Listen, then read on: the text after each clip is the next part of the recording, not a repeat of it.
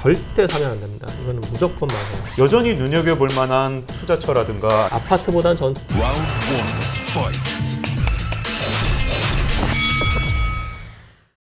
박종의 경제한방 서울대 환경대학원 김경윤 교수님과 함께하고 있는데요. 정부에서 진짜 끝없는 정책을 내놓고 그럼에도 불구하고 집값이 계속해서 오르니까 과연 부동산 시장에 대해서 정부가 어떻게 했어야 되느냐에 대해서 여러 가지 이론들이 막 이게 나오기 시작하는데 잡을 수 없는 시장을 괜히 개입해서 이렇게 된 건지. 박정희 정권 때는 짜장면 값 잡았잖아요. 네. 예, 큰절 했었는데 그 지금 다 웃잖아요. 비웃는데. 네.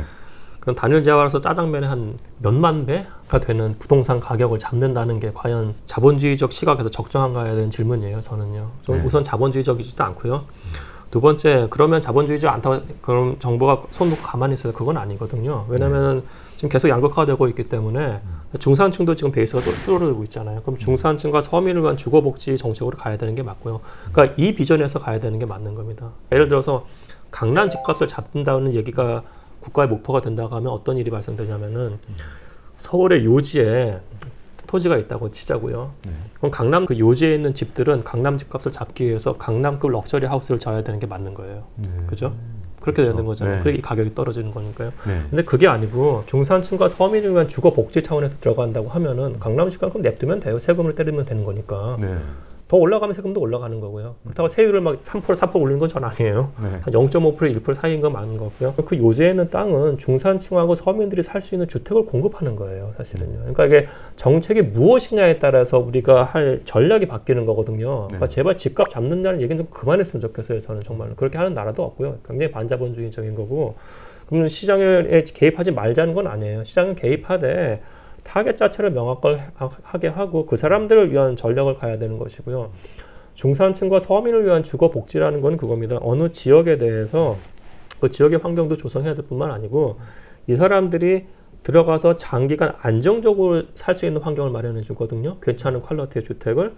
여기서 장기간 안정적이라는 거는 그 사람들이 거기서 매입해서 살 수 있는 환경까지 포함되는 거예요. 네. 그리고 거주, 그러니까 전세도 포함되는 거고. 그래서 이들을 위한 주택 구입 모기지 제도도 차별적으로 더 완화시켜야 돼요. 초기에 들어가는 초기 자본금 내는 비용도 좀 낮게 해주고요. 네. 예, 그 정책을 펴야 되는 게 맞아요. 물론 정부의 부담은 들어갈 수 있겠습니다만 그렇게 해야 되는 게 맞고요. 네.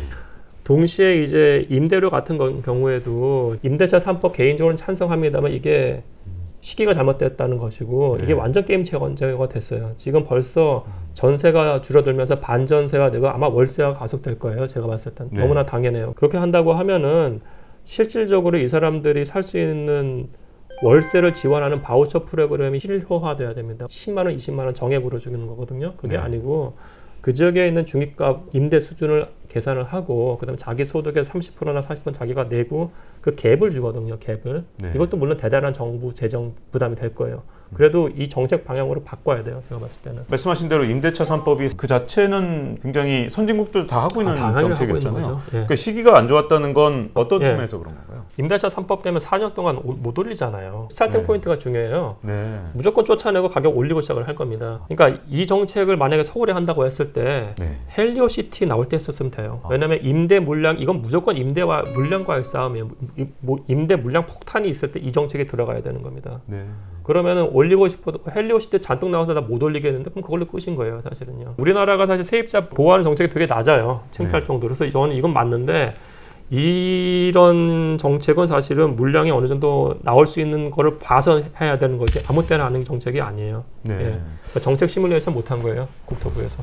뭐 이게 또 좀 앞선 걱정일 수도 있습니다만 부동산 시장이라는 게 언제나 사이클이 있었고 다만 이번 사이클이 상승 사이클이 지금까지 역대 사이클에 비해서 조금 길어졌고 그리고 뭐 가격도 생각보다 뭐 마침 또 풍부한 유동성까지 합쳐지다 보니까 이 버블 정도가 점점 더 심해지고 있는 상황인데 또 반대로 보면 하강 사이클일 때 부동산 가격이 떨어질 때 또 이것도 또 심각한 문제를 만들 수 있잖아요. 그러니까 저는 우선은 아쉬운 것 중에 하나가 한국은행에서 이자율을 안 올렸던 게 아쉬워요. 예를 들어서 과거에 올렸었어야 됐대요. 그러니까 예를 들어서 2019년에 미국 연준에서 이자를 올렸었잖아요. 기준금리 올렸었죠. 거의 2%대까지 올리다가 지금 거의 0%대 다운시켰는데 그때 우리가 그러니까 기준금리가 미국보다 더 낮았어요. 그건 말도 안 되는 거거든요. 물론 당시 경기가 워낙에 안 좋으니까 그건 이해합니다만은 유동성 관리 그때 들어갔다고 하면은 그러니까 미국도 2019년 가격 꺾였었거든요.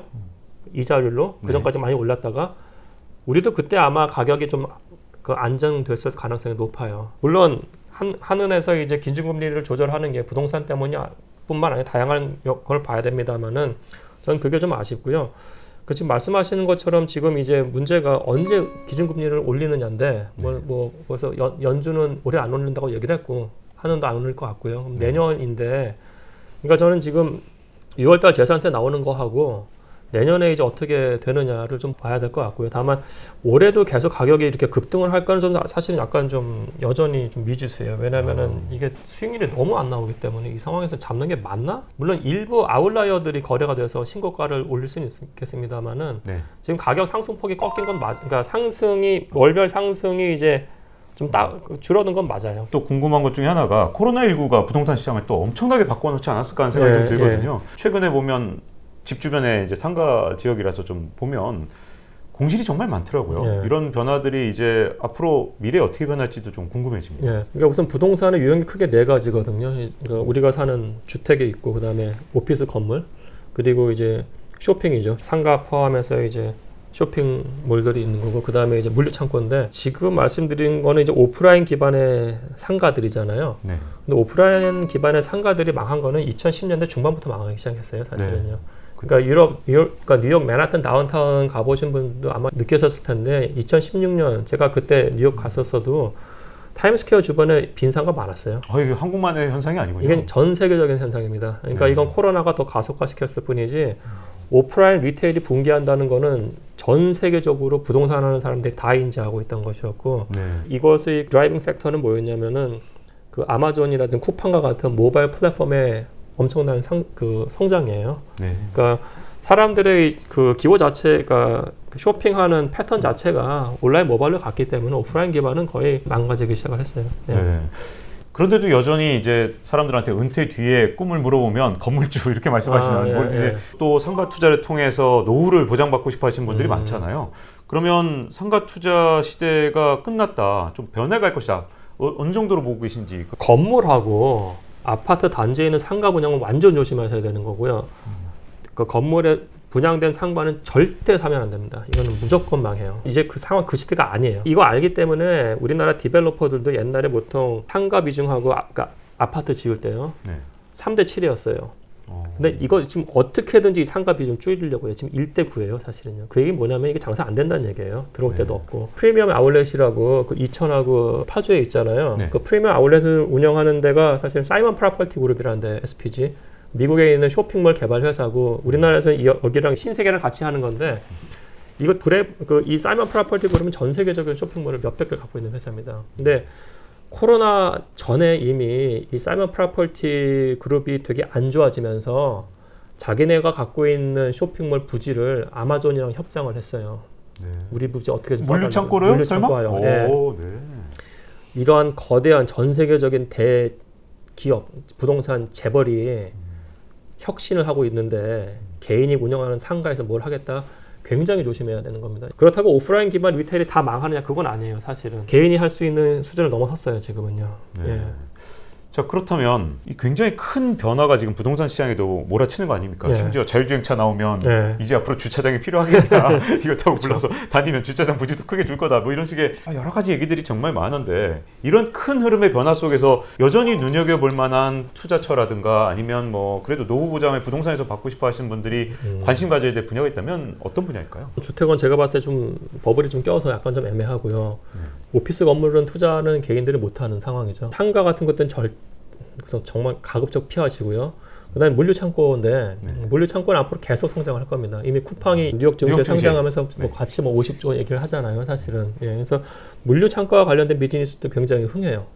근데 결국 근데 물류창고 개발하는 데도 사실은 대형 회사들이에요. 그러니까 제가 봤을 때 부동산 유형만 따졌을 때 지금 그 성장 가능성이 있는 데는 물류창고가 첫 번째고 두 번째가 이제 오피스 건물인데 지금 경기가 안 좋기 때문에 오피스 건물도 어떻게 될지 모르고요. 그럼 물류창고를 개인이 개발해서 하느냐 그건 힘들고요. 그럼 이것과 관련된 리츠 상품 같은 것들이 있긴 있어요. 나온 것들이 있는데 사실은 외국 같으면은 저는 이런 것들을 운영하는 리츠 상품을 추천할 것 같아요. 네. 왜 근데 우리나라는 리츠가 물건들을 모아서 번들을 묶은 다음에 그냥 상장시켜 버린 거거든요. 네. 그러니까 이건 일종의 채권 같은 거예요. 주가가 작년에 그렇게 떴는데 리츠 가격도 많이 안 떴거든요. 네, 그렇더라고요. 예, 그럼 우리나라의 리츠는 사실은 자기 관리형 리츠가 아니에요. 그러니까 미국이나 이런 데 리츠는 기업이에요. 기업이기 때문에 거기에다가 뭐 투자 더해가지고 이거를 빵 터트리고 계속 기업 가치를 올리는데 우리는 이 건물들이에요. 건물들은 번들로 묶어가지고 그 주식에 상장을 시킨 거여가지고 이게 좀 달라요. 네. 그러니까 우리나라에서 정말로 물리창고만 개발하는 리츠 회사가 존재를 하는데 그런 회사들이 진짜로 그 회사 자체로서 리츠로서 상장이 된다. 뭐 그러면 그 회사는 들어가야죠. 네. 사실은요. 그런 식이죠. 그러니까 지금 개인들이 지금 어디에 섣불리 투자하는 건 좀 굉장히 위험한 시기고요. 다만 지금 말씀드린 건 건물 유형에 대한 부동산 시장을 말씀드린 거고 저는 토지 시장은 괜찮다고 봐요. 왜 그게 다른 건지 잘 모르겠더라고요. 토지는 괜찮다라고 말씀하신 분들 말씀을 들어봤는데 아니 이런 부동산이 전체적으로 전망이 지금 예. 투자할 때는 아니다라고 말씀하시면 토지도 같이 가는 거 아닙니까? 왜 다른 건지 토지 궁금해요. 같이 가고. 네. 근데 제가 말씀드린 토지 시장은 서울이에요. 서울에 있는 안에 토지 시장인 거고. 왜냐하면 유동성이 워낙에 많고요. 네. 그 다음에 이제 되게 역설적이게도 이사 대책이 한몫할 것 같아요. 저는 이사 대책이. 예. 벌써 222개 정비 구역에서 국토부에 올리면 거기서 자기들이 선별한다고 했거든요. 네.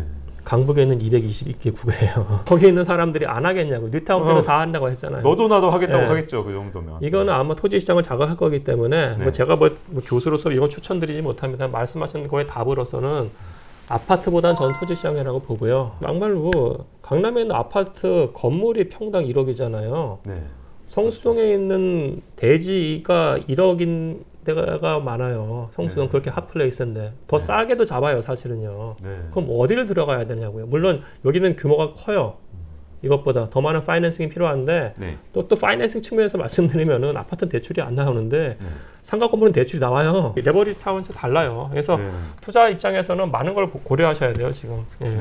궁금한 게 있는데 이제 그동안 우리나라에서 1인 가구가 굉장히 많이 늘어나면서 그동안 주택 시장에 어쨌든 버팀목이 되었잖아요. 네. 인구 구조와 이런 어떤 부동산 어떻게 보시는지 궁금합니다. 뭐 당연히 영향 미치고요. 당연히 영향 미치는데 두 가지 측면에서 봐야 될 것 같아요. 인구 수만 봤을 때 사실은 서울시 인구 수는 90년대 후반부터 거의 동일해요. 1000만 왔다 갔다 하면서 쭉 동일해요. 사실은요. 그럼에도 불구하고 가격이 굉장히 올라갔잖아요. 그건 소득이 올라간 거거든요. 근데 20년 전과 지금 봤을 때 가구 구조도 굉장히 달라요. 그때는 1인 가구 굉장히 적었는데 지금 벌써 30% 넘게 차지하고 있고요. 네. 당시에는 3, 4인 가구 비중이 굉장히 높았는데 지금은 과거보다는 줄어들었어요. 그럼에도 불구하고 아파트 가격은 올랐어요, 사실은. 그러니까 아파트에 대한 선호가 존재한다는 건 앞으로도 계속 갈 것 같아요. 다만 이제 그 시장 안에서 그러면은 1인 또는 2인 가구를 위한 그 주택 유형이 공급이 돼야 되는 게 맞고요. 근데 이 사람들의 특징이 뭐냐면은 특히 1인 가구를 봤을 때 이게 두 그룹으로 나눠요. 하나는 이제 밀레니얼 세대, Z세대고 또 다른 파트는 사실은 60, 70세대 노년 세대예요. 네. 청년 복지에 좀 관심이 있어가지고 네. 제가 거의 우리나라에서 신축 쉐어하우스 최초로 졌어요. 제가 안식년일 때 2015년에 졌었거든요. 네. 당시 쉐어하우스는 마켓이 없었어요. 근데 제가 봤을 때 강남에서 보통 원룸이 한 80에서 90, 100만 원인데 근데 그거 가격은 200만 원에 내는 사회초년생이 낼 수 있는 가격이 아니거든요. 월세가 너무 예, 비싸요. 월세가요. 네. 한 60만 원이면 이 사람들이 와서 살더라고요. 네. 그래서 거기에 맞는 주택 유형의 뭔가를 개발하다 결국 쉐어하우스예요, 사실은요. 근데 이거는 이제 그 사람들도 만족시키고 이제 건축주도 만족시키는 거여가지고 이런 비즈니스 자체는 앞으로 계속 커질 것 같아요. 이런 새로운 주거 유형에 대한 고민 그리고 이 주택 유형 자체를 건축법이나 이런 데서 풀어줄 수 있는 것 빨리 그런 것들이 좀 나와야 되는 거고요. 두 번째는 이제 그 1인 가구 중에서도 이제 시니어 가구는 노인층은 그 50%가 기초수급자예요. 네. 근데 1인 가구고요. 그럼 이 사람들에 대한 얘기는 지금 안 나와요, 사실은요. 예, 이 사람도 어떻게 보면 경제 성장을 위해서 희생한 세대이기도 한데 주택 시장에 대해서 제가 계속 주거복지 말씀드리는 거는 고소득층 알아서 잘 사면 돼요. 1인 고소득층들도 지금 엄청나게 잘 살고 강남에 있는 트렌드가 또 뭐냐면은 전용 면적 10평에서 15평짜리 그 약간 오피스텔보다 좀 업그레이드된 것들이 엄청나게 비싸게 팔려요. 네. 그렇더라고요. 예, 왜 도대체 이게 변화가 있나 저도 잘 모르겠는데 그런 수요가 지금 고소득층 수요가 있나 보죠. 네, 그러니까 1인 또는 2인의 고소득층 수요가 있는 겁니다, 지금요. 네. 그러니까 그건 마켓에 맡기면 돼요, 사실은요. 마켓에 맡기는 거고. 다만 인구 구조학적으로 변화하고 있는 상황에서 사회적 약자에 대해서 우리가 어떻게 접근해야 될지가 그 관점에서 좀 바라봤으면 좋겠어요. 정책은 약자에 집중해야 되는 거군요. 예, 그 관점에서 서울시장 예비 후보자들도 좀 얘기를 좀 했으면 좋겠어요. 말도 안 되는 뭐 5년에 30만 원, 진짜 어디서 어떻게 할 건지 좀 그러니까 그 심플 매스라도 좀 했으면 좋겠어요. 이제 말도 안 되는 얘기 그만 좀 하고요, 이 사람들. 이제 굉장히 큰 흐름이 부동산 대책에서 이제 좀 정해져야 될 것 같은데 말씀하신 대로 1인 가구가 시니어 계층에서도 늘어나고 그다음에 청년층에서도 계속 늘어난 이런 상황에서 지금 말씀하신 대로라면 그 30만 원 이런 것들을 아파트에만 집중하는 게 아니라 이분들을 위한 그런 정책들이 좀 더 이 좀 후속적으로 나와야 되는 거 나와요. 그래서 여기 보면은 사실 없는 건 아닙니다. 그러니까 국토부 자료 보면은 뭐 30만 원 안에서 정비 사업하고 뭐 역세권 개발 뭐 이렇게 쭉쭉쭉 나와 있거든요. 역세권 같은 경우에 아마 1인 가구, 특히 아마 밀레니얼 세대, 젊은 세대를 타겟으로 한 것 같아요. 네. 그건 뭐 좋다고 보는데 네. 다만 이제 이런 그 노년층들을 위한 이런 주택 정책이 지금 되게 안 보여요. 여건, 야건 제가 봤을 때는. 그 어떤 정책이 필요한 거죠? 그러니까 예를 들어서 그겁니다. 여러분들 중에서 이제 시골에 부모님 계신 분들 있을 텐데 그분들 평상시에는 경로당에서 같이 생활해요. 그잖아요. 네. 그리고 자식 올 때만 자기 본인 댁에 가거든요. 근데 지금 코로나 때문에 경로당도 지금 다 닫아놨어요. 물론 코로나가 해결될 거를 가정을 했을 때 그럼 이분들을 위한 주택의 미래 비전은 뭐냐에 대해서 우리가 고민을 해야 되는 겁니다. 사실은요. 물론 서울 집값도 문제긴 합니다만은 그런 것들. 그리고 동자동 쪽방촌에 있는 사람들 건축자가 반대했다고 합니다만은 제가 썼던 논문인데 거기에 사는 사람들이 그러니까 쪽방 거주자죠. 이 사람들이 거기서 안 나가려고 그래요. 제가 인터뷰했던 한 사람은 뭐 어떤 얘기를 하냐면은 여기 살다가 SH가 마련해준 좋은 데에 갔는데 거기서 자살했어요. 네. 왜냐면 이 안에서는 이 사람들을 위한 네트워크가 조성이 돼요. 그리고 이 사람들은 서비스가 거기에 있고요. 목욕탕 서비스라든지 아니면은 고독과 관련된 정신과 관련된 서비스들 이런 서비스가 제공되는 거기 그 사람들이 못 떠나요. 네. 그럼 이들을 위해서 단순히 주택만 제공하는 게 아니고 토탈 케어 관점에서 좀 강력한 서비스들 같이 들어가야 되는 겁니다. 사실은요. 그러니까 지금 할 게 되게 많아요. 지금 물량의 문제가 아니고 정확하게 언제 어디서 어떻게 들어갈 거 거기 프로그램 어떻게 할 거라는 얘기를 해야 되는 겁니다. 지금요. 말씀 들어보니까 정부에서 지금 필요한 건 이 세밀한 설계와 그다음 미래의 비전인 것 같은데요. 오늘 김병희 교수님과 함께 우리나라에 필요한 얘기를 나눠본 것 같습니다. 오늘 이렇게 좋은 말씀해주셔서 감사드립니다. 감사합니다. 네. Round 1, fight.